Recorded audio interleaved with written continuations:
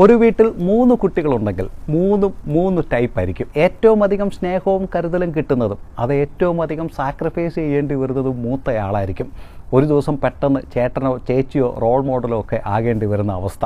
ഇളയയാൾക്ക് എല്ലാം കിട്ടിക്കൊണ്ടേയിരിക്കും, സാക്രിഫൈസ് ചെയ്യേണ്ട ആവശ്യം വരാറില്ല.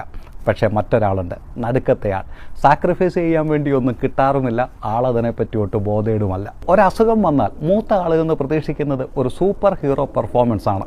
പറ്റുമെങ്കിൽ തന്നെത്താനെ എണീറ്റ് അടുക്കളയിൽ നിൽക്കുന്ന അമ്മയെ കൂടെ ഹെൽപ്പ് ചെയ്യണം. ഇളയയാളുടെ കാലിലൊരു മുള്ളു കൊണ്ടാൽ പിന്നെ ഓപ്പറേഷൻ ഡോക്ടർമാർ ഓപ്പറേഷൻ. പക്ഷേ അവിടെ നടുക്കത്തെ റൂമിൽ മറ്റൊരാൾ കിടപ്പുണ്ട്, നടുക്കത്തെയാൾ. വേണയിൽ എണീറ്റോണം, വന്നു വല്ലതും കഴിച്ചോണം, പോയി കിടന്നോണം. Nobody CARES. വെളിയിൽ പോയി എന്തെങ്കിലും പ്രശ്നമുണ്ടാക്കിയിട്ട് വന്നാൽ അത് വീട്ടിൽ പറയാൻ മൂത്ത ആൾക്ക് വല്ലാത്തൊരു കുറ്റബോധമായിരിക്കും. അച്ഛനും അമ്മയ്ക്കും എന്നിലുള്ള പ്രതീക്ഷ. അവർ വിഷമിക്കില്ലേ? ഇളയയാൾ ഒഴിഞ്ഞു മാറാറാണ് പതിവ്. ഞാനല്ലല്ലോ പറയേണ്ടത്.